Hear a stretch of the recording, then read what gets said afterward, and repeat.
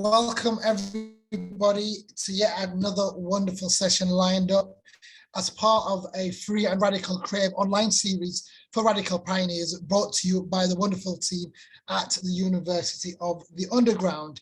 In this session is titled How to Create Organized Communities with myself and the wonderful Yusuf Hassan. Just to remind everyone that this session is being recorded and that you can turn the transcription on, which you can see at the bottom. Just to introduce myself, my name is Magid. I am one of the non-executive directors of Tour de Moon, as well as a board member of the University of the Underground, founder director of Union of Justice, as well as a former mayor, former member of European Parliament, author, activist, custard connoisseur, you name it. Just a bit of a physical visual description. And I'm a black male wearing a grey hoodie with a small grizzly beard and with a beige cap facing forward. And before things kick off, I am going to share my screen and let you all know of this amazing opportunity that we've got.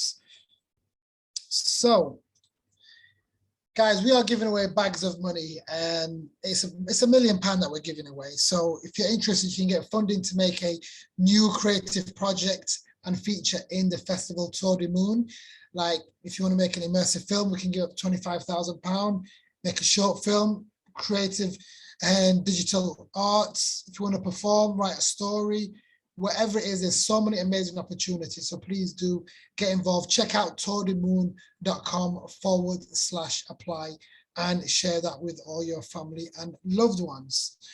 Right now, and just to introduce my wonderful speaker that we've got today. And his name is Yusuf Hassan. First and foremost, Yusuf is a community organizer. His experience expands into education, campaigns, and communications. He has held numerous senior leadership positions in advocacy and campaign organizations, particularly focusing on youth and minority engagements. And over the last 5 years, he's made countless media appearances, keynote speeches, as well as testified to committees of the UK government. It is really an honor and privilege. And so Yusuf, thank you very much for joining us. If you would like to come introduce yourselves, let the people know a bit of a visual description on yourself. And if there's anything that I've missed out in the bio, please do elaborate. And then we'll get kickstarted with the session. Okay, firstly, Magid, thank you so much for inviting me onto the platform of the Tour de Moon. It is a real honor, actually much more of an honor for me than it is for I'm sure for yourself to host me. Magid is someone who I'm very lucky to have known for a number of years and has always provided huge amounts of knowledge, support and advice to activists and community organizers like myself. So I'm very, very proud and happy to be on this platform with you all, and hopefully I can share some of the knowledge that I've been blessed to have gained over the years through my activism. To provide a visual description of myself, I'm a black man with somewhat of an afro and a beard, wearing a blue jumper with a yellow t-shirt underneath because I am not great at the whole fashion thing. From a real simplistic perspective as to my own journey or somewhat of an introduction to myself, as Magid has mentioned, I'm very lucky, at least from the age of 16, to have organized in my own community, particularly around political engagement, advocacy, whether it be trying to secure funding for youth groups in my local area, focused at providing young people with skills and opportunities, to eventually going into my university, leading the student society, engaging heavily with my student union, and then becoming an advisor to the National Union of Students regarding the work they were doing, particularly around Muslim youth, which of course are a marginalized minority group. And then I'm very lucky to, from a professional perspective and still a voluntary perspective, to still be engaging on a European level, which is where most of my collaborations with Magid have come. Of course, we're not going to use the B word, but unfortunately, those have been limited, at least from an institutional perspective. But I'm still very lucky to be engaging and speaking to different key stakeholders across the European and international rights framework, including speaking to the UN recently, discussing the situation of European Muslim youth and the Commissioner for Equality in particular from the European perspective. But my own journey is one where I've been very lucky to have engaged and have been very lucky to have had people in my community trust me to be able to advocate for them, to advocate for their rights. And that requires, of course, an element of trust that needs to be developed. And I'm sure we'll go into that discussion shortly with Magid. But for me, I just want to preface everything by saying, you know, I believe that this type of work, in particular, representing communities, supporting communities, advocating for communities, is not necessarily just a hobby. It's not just a voluntary experience that will be useful for your CVs. I think it's a duty upon each and every one of us, because we live in societies that are made up of people, and the people in those societies require the best possible situations, and those situations will only be formed and created once we're able to, you know, organize them, gain their ideas, gain their trust, gain their insights, and then, you know, package it in a manner that is useful and is understood by policymakers, by decision makers, by decision takers, as we would also refer to them, in order to, you know, more than anything, create the best possible outcomes. We're outcome focused, but we believe that every single effort leading towards that outcome is as important, regardless of who it's from. If it's from myself to the person that sends out a tweet or sends a letter to their MP or to their local councillor, you know, or their municipal leader within the wider European context. Every single one of us has an opportunity to engage, and every single one of us has a duty to engage. And yeah, hopefully I can fulfill that duty a little bit by speaking to you all and, you know, hearing your amazing ideas. Amazing. Thank you so much for that, Yusuf. And I think one of the great things about yourself is the fact that just the different arenas of community building, organizing that you've been involved in, whether that be directly within a grassroots, your own community in East London, to that of a university level, to that of a national student level, national governing body, right to on a European level. So it's really amazing to see the kind of growth and the levels of experience that you kind of bring into the world of just working and advocating and just building communities together. And I think because this communities in itself it's just such a broad term, because like, what is a community? You can have an online community, like you can have like physical communities can mean so many different things basically. But I think, like you said, we are living in a society and we do all need to work together to try and find a way to better ourselves and better those around us, which often does mean organizing and coming together, basically. So I guess before we kind of really get into the nitty-gritty, one thing I would really love, because it's not every day, or it's not every day, or it's not for everyone to actually go and spend their life's work to actually represent their community, to speak for their community, because in some respect it's quite selfless. Of course, so you are part of that community yourself, you're putting other people first. So I guess in your own personal experience, would that be your identity, where you grew up, why, like, you know, in all honesty, Yusuf, why do you care about community? Why spend so much time in wanting to build and like empower the communities? Why? Excellent question, and I hope my answer is phrased in a way that's also excellent. You know, simplistically, you know, as you mentioned, I grew up in East London, right? I grew up in one of the most deprived communities in Europe, in the, as we would refer to it, the blessed lands of Tower Hamlets, where, you know, child poverty, where, you know, food, amongst other things, and the difficulties, you know, what's interesting in particular, actually, and maybe to provide even more of a grounding here. See, Tower Hamlets in particular, where I grew up, in area called Poplar, is approximately maybe half a mile away from Canary Wharf. So all of us grew up looking out or looking up to Canary Wharf, right? And that's a center of wealth. That's a center of, you know, power for a lot of people, right? Especially within the British context, you know, we're a finance-heavy economy, and in reality, that's where huge amounts of power exist. So you look up there, then you reflect upon your own realities. You reflect upon the fact that, you know, your friend next door has to occasionally decide between getting to college, using the bus or the train, and, you know, feeding themselves properly, right? You come to the conclusion as to the fact that when it came to even simple things, right? When it came to at school, can we afford the tutoring? No. Could we afford, the different elements that are necessary for success of sorts, right? Do we have the networks into like institutions? Are we able to get the internships? No, we can't. And eventually what happens is that you reflect upon these matters, and then you think to yourself, yeah, something needs to change. And something doesn't necessarily need to change just for myself, but it needs to change for all of us. Because I've been very lucky. I'm a very privileged individual in the sense that, um,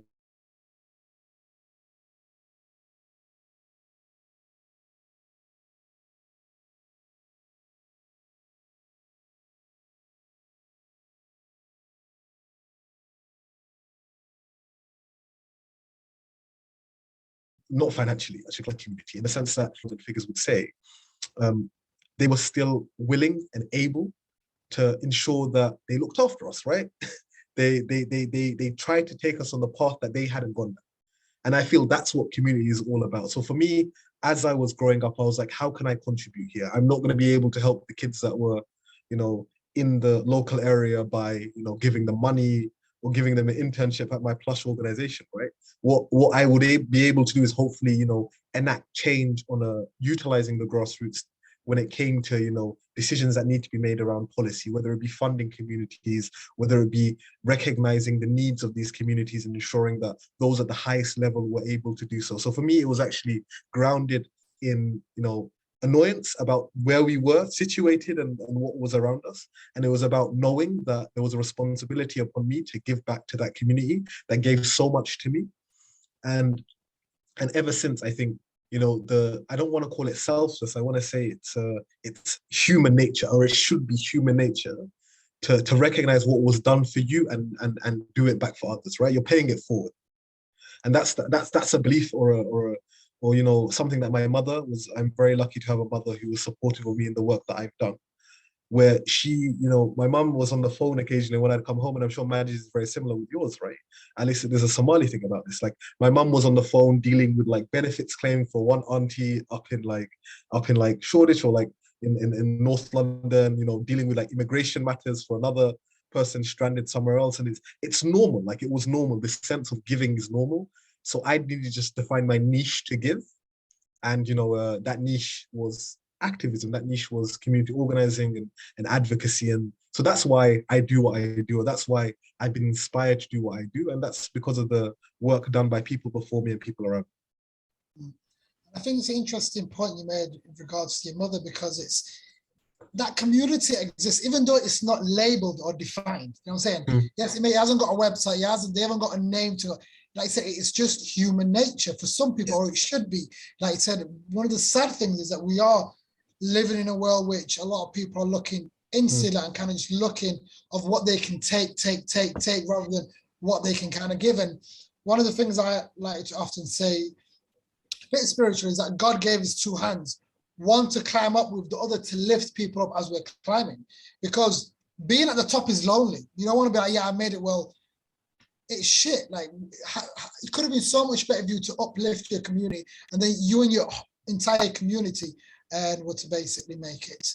So I guess, do you know what as well, Yusuf? There'll be a lot of people that are listening now, but also be watching later on, that'll be thinking to themselves, well, okay, where can one person start? Like, how can somebody be like, to begin with, play an active role in the community? Because I think the thing is, like, before we can even really delve into the topic of like, how can we organize and mobilize communities, you have to be part of the community, right? So what does it mean? So how can somebody be part of their community? And again, the context of community is broad and vast. It could be an online community, it could be a physical community. So choose whatever context you'd like. But like, how can what can somebody, like, I guess there's something to be said about, you have to be active, you have to give. There's something about giving kind of thing that we've kind of talked about before you can. So yeah, so what's the beginning roots of, I guess, in terms of becoming part of your community, or like playing the active role? I think it's a really interesting question again, Maj. You know what, like, it's interesting, and I don't want to be too cliche about this, right? But there's a film that I kind of grew up. I remember growing up and watching this film, right? And it wasn't a huge film, but I think it was a Disney or Pixar. I don't want to get stuck with some libel here. So an animated company decided to produce a film. And it was called Robots. I don't know if you remember this film, Magic, right? But like there was a What specific were they line. called? Robots? Robots, yeah. Nah, I can't Maybe, remember. maybe people in the audience remember. Right? Regardless, niche, like I said, right? Like there was a line that someone said that and it stuck with me a bit, and it's always stuck with me. And the line was like, "See a need, fill a need," right? And I think, especially when you grow up in such like deprived areas, there are always needs. There were always things that need to be done. There are always, issues or problems, and identifying those problems is probably the first part of what your journey as an organizer will be about. Be about finding what are the issues in the community that I can tangibly support with, right? It's about looking at the issues, finding what they are. It's about looking at your own skill set and seeing where you're able to contribute towards, filling those needs, right? So you're identifying needs and then you're trying to fill those needs through the skill set you have. And it's about marrying those two. It's about, like I said, identifying the needs, seeing what the skill sets you have and seeing where you can have the most impact. So I think that's an element of where the community organizing or the organizing journey will start. I think when it comes to, examples and maybe tangibles I can see here, for example, like I remember like a huge part of my life growing up when I was younger was football. Unfortunately, I didn't make it, and I'm going to blame it on my bad knees for now. Not my lack of talent, but my bad knees. Who would you support? Don't say Arsenal. West Ham. Okay, respectable. Thank you, thank you.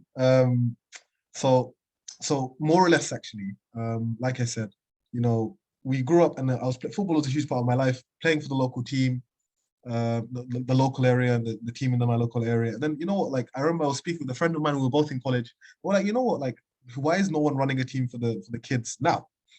And that was an element of community organizing, right? It was about, okay, we saw a problem, no one's doing this role. And it's really important. I think people really don't understand how important sports is in people's life, especially for young people.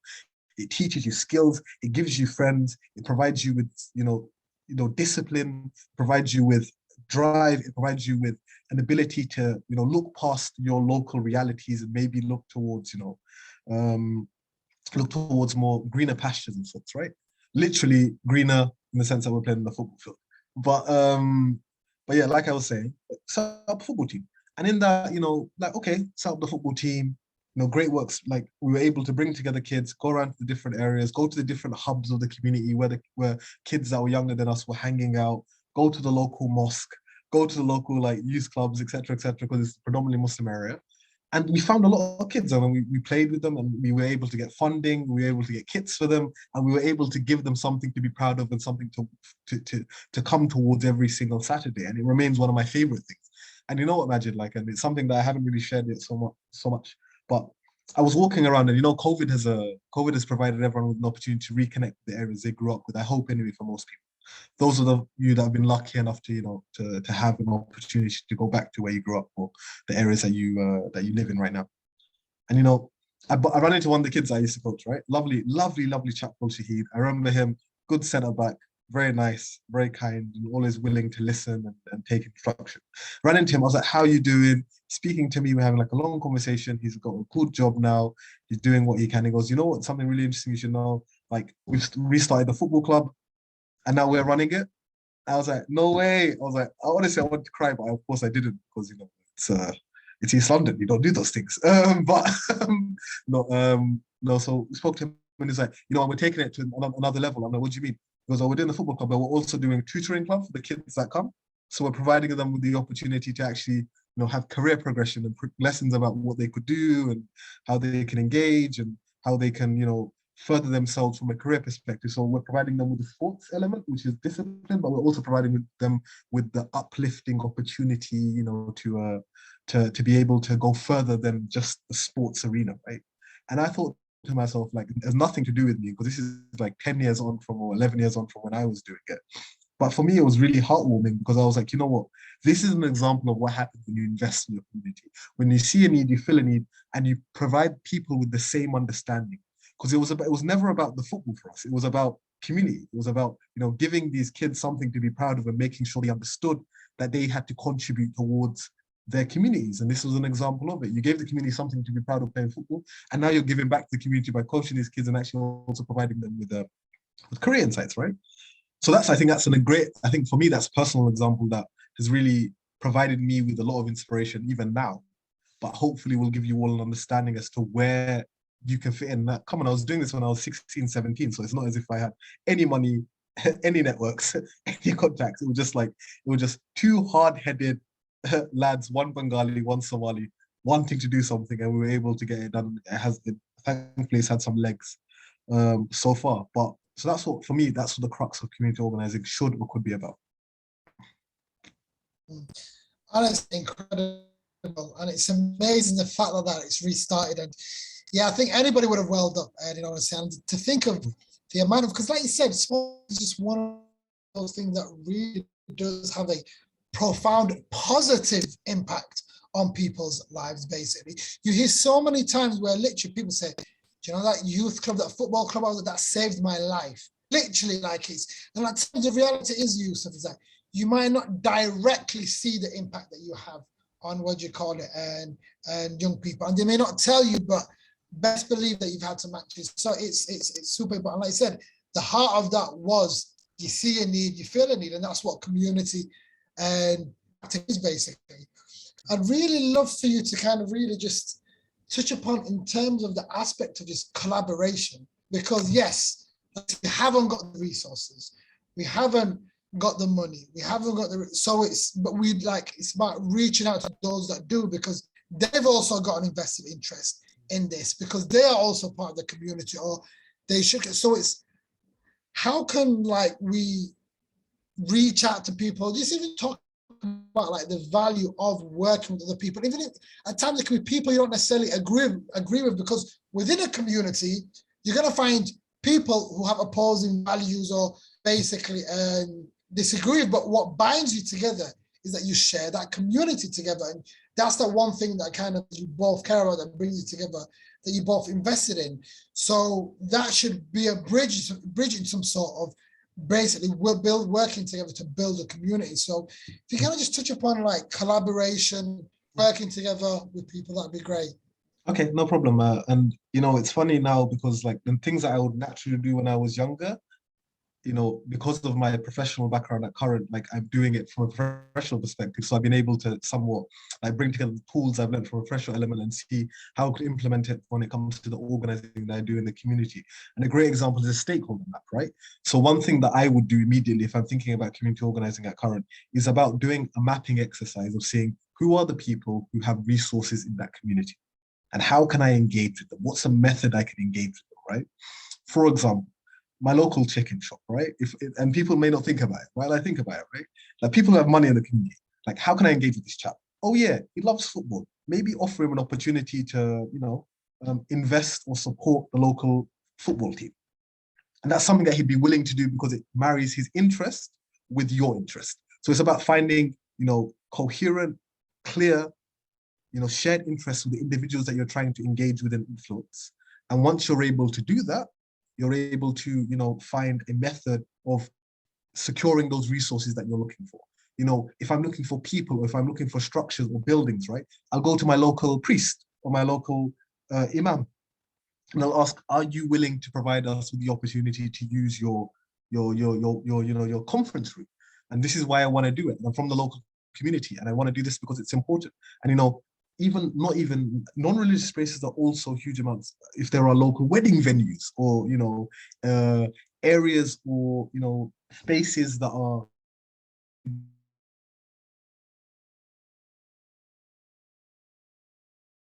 interests are. If it's saying, you know, you're struggling with getting people to your wedding venue, we'll send out an email to all the people that we have on this list from the local community so that you're able to benefit from it monetarily and we're able to benefit from it in order to actually engage more people. So like I said, shared interests is for me what it's all about, especially when it comes to community organizing. Stakeholder mapping. And what I mean by stakeholder mapping is writing down every single person, like I said, resources, and trying to find the link that you have to.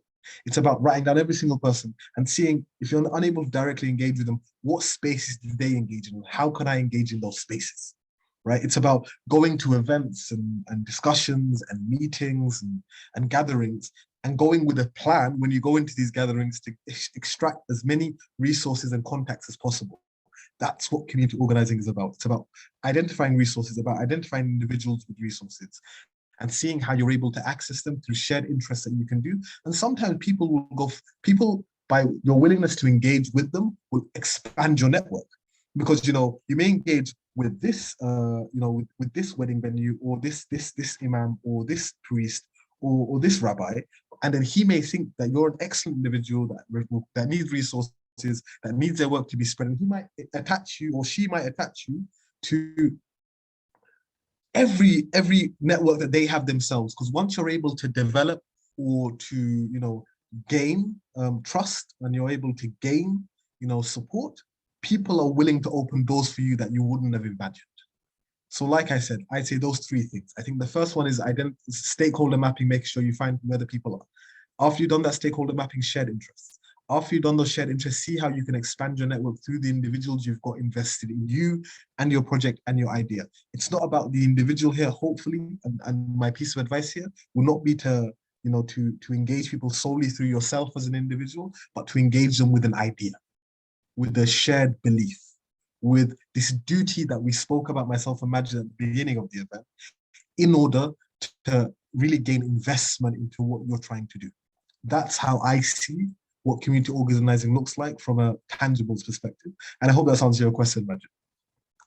100% without a doubt. And I think one thread that kind of really weaves for all of that is you have to know your community. You have to be like, you can't be doing like mapping it if you don't know you don't know your community, you're not involved in it. So you have to actually be an integral part of your community. One of the things I just wanted to kind of really just touch upon next, Yusuf, is how can we mobilize communities to take action, basically? And even if you look at the example of like political action, because at times one of the frustrating things is that local and national representatives ignore communities. And they say they're hard to reach communities, which is a bullshit phrase in my opinion. There's no such thing as a hard to reach communities. At the same time, people will argue, well, they just don't care. Why?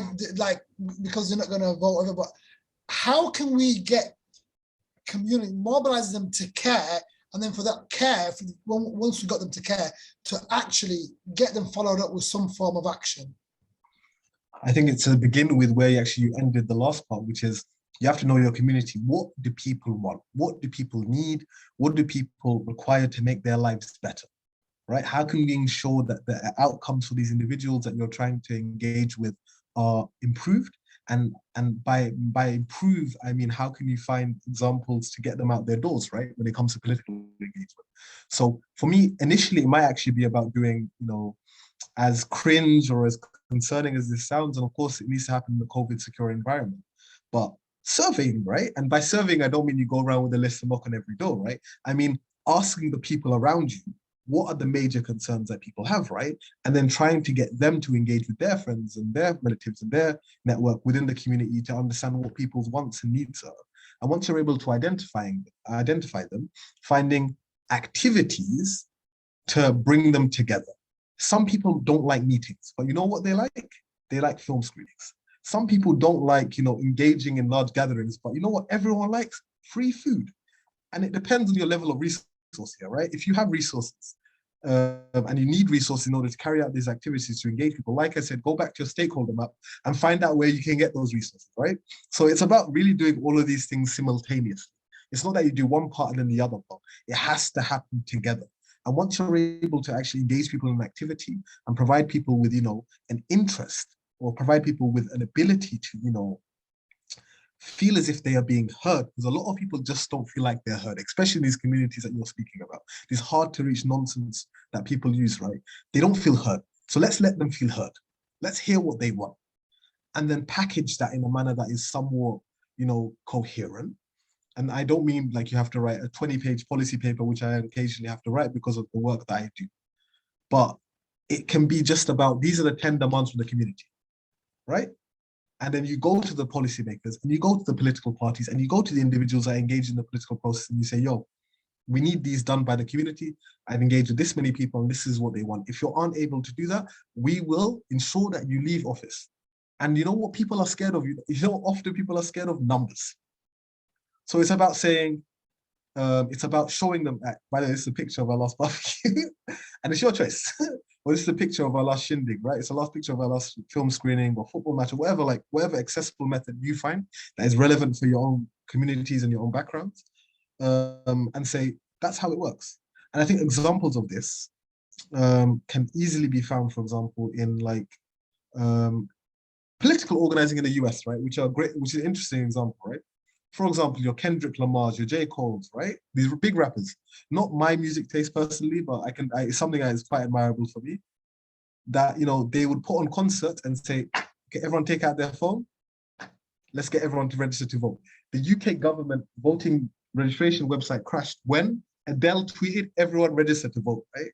So it's also about finding those, you know, those influences. And I don't mean millions and millions of followers, but I mean influences in the community to back those causes that you have. It's about engaging them into the conversation, making them feel feel, really understood, making them feel valued, and providing them with the understanding that their clout is useful. So let's use it for a good cause. So I think it's those two things, right? It's about finding methods to engage the community, get their understanding, get their insights, get their ideas. And it's also about scaring the people with power by saying, you have an opportunity to engage here in good faith. If you don't want to engage in good faith, we will engage you at the ballot box, because that's where every single person has a fear. You tell every single elected official I've come into contact with is concerned about nothing except the ballot box. That's why they think they can get away with whatever they want, because you know what, they feel that their accountability is only at the ballot box. So I'm here happily to remind them, yeah, your accountability is at the ballot box, but sure, regardless of how large your majority may be, you know, people's egos are affected if they lose a couple of thousand votes, right? If they lose a couple of hundred votes occasionally.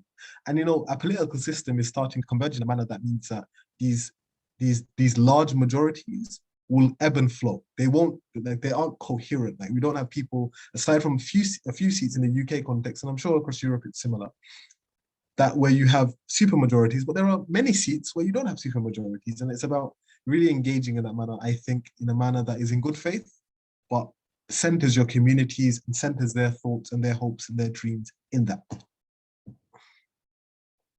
Definitely. And you know what, Yusuf, better yet, let's elect people from the community to actually be the representatives. Like, why allow some person to be parachuted in who actually isn't even from the community? Because you see that quite often, like where you have people who are speaking on behalf of the community that don't reflect the community because they're not from the community, which is just one of the things that's mess about democracy. But one of the things I really just wanted to branch off onto, Yusuf, was a different kind of community. Because one of the things that you're involved with various networks across Europe. One of them basically being Femiso. So it's, how can one community in one part of the continent of the world have similarities and connect with another part of the continent? So basically, how can you have lots of communities that aren't even in the same physical location, yet share the same goals? And how is it that they can actually work together? Like, how can you build a community and then connect with other communities from different parts? Okay, to give more of an idea to people about what Femiso is the Forum of European Muslim Youth Student Organizations, which represents 33 Muslim youth organizations across 21 countries. And you know why, it's really, really interesting you mentioned that, because I'm currently actually in a training course that I'm conducting for people across 16 countries here in Strasbourg. So no, I'm not in East London, sadly. I would have shown you Canary Wharf, but sadly I don't have that in front of me. So, really simply, what do people see as like their priorities, right? And I think, young people across Europe, across our region, more than anything, I think have shared priorities in the sense that, we lack with regards to socioeconomic opportunities. So not just, before I go into like maybe Femiso and how I interest, but like, let's look about what our shared interests are, right? Socioeconomic opportunities, lack of political engagement, or lack of the ability to influence policymakers, right? The inability to even have simplistic and easy methods of engaging, whether it be in the property market or having, progressive values, right? And I think that's another thing which a lot of people don't understand, right? Like, as young people, we are more progressive than generations before us. And, being offered the opportunity to try and build another world where it doesn't matter what faith, background, sex, gender, sexual orientation, etc., etc. So where it doesn't matter, that we're trying to build a world like that, right? But they don't. A lot of people don't want us to. So it's about, finding, like I said, those shared interests. So you're really exporting community organizing to a European level, and it's exactly the same because it's just different communities, but there are shared interests. So what are the shared interests? Is it, in the context of young people, is it, like I said, socioeconomic difficulties, whether it be progressive values, whether it be, lack of political engagement? How can we work together to build the world that we're looking for, right? And that's the perfect example, I think, more than anything, on how we can or we should engage. Because I think without over dramatizing it, I think from a really like ridiculous level, because it's something that we think about Femiso, these anti-European, anti-globalist movements, these far-right movements, they're beginning to work in collaboration, which is kind of nuts because they're nationalists, right? But we're unable as young people to work across the continent, across these nations and these social constructs of like nation states, right? But we have to. We haven't got a choice because the very people that don't want us to engage in the process, that don't want us to win, that don't want a progressive region, they're engaging in that manner. So we're forced to engage in that manner. And we're, for example, very lucky at FEMI. So we engage with other youth organizations, we engage with other faith organizations, we engage with ethnic minority groups, including the Roma community, who I must admit, as on a call, and I love praising them. They are the most impactful community with regards to being able to advocate for their own rights and the challenges facing them, justifiably, because they are, of course, amongst the most marginalized. But they're a great example to look towards as to how you organize and how you engage, because I think population-wise, not huge, but the ability to influence is incredible. And they are really, really admirable in their manner to work with others as well. Because, as a Muslim and someone who, works in a wider European context, the Roma community are the ones that reach out to us, how can we help you? I think that's a perfect example of how we should work together. If you're able to influence, or if you're able to influence, whether it be on a community level, whether it be on a wider institutional level, national level, etc. Once you've been able to influence, you need to pay it forward in that regard as well. What movements, struggles, difficulties can you engage with, and how many platforms can you provide to them? And I think that's part of the process of learning, and that's part of the process of engaging. But I'll pass it back to you, Magid. Brilliant. Thank you very much. Guys, and if anybody wants to ask any questions, please do put it in the chat box, or feel free to and pipe up. And I guess, Yusuf, one of the things that I also kind of really just love to kind of get your thoughts on is in terms of like examples of like, I know you briefly just touched upon the Roma community, right?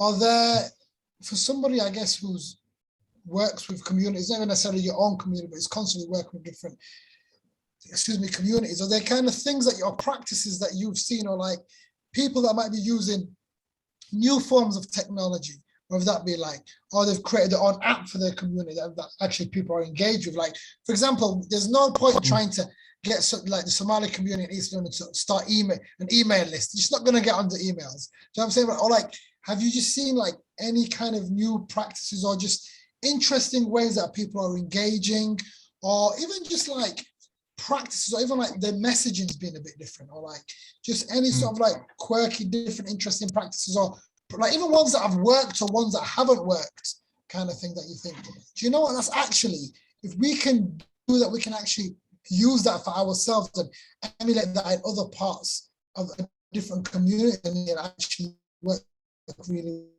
well, kind of thing. Magid, can you repeat that? I think you cut out for me. I didn't hear the last half of the sentence. Yeah, sorry, my internet is trash.